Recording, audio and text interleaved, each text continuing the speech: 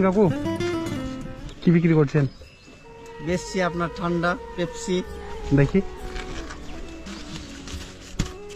কতটা আছে Pepsi? Pepsi আপনার বেশি নেই, শেষ হয়ে এলো মোটামুটি।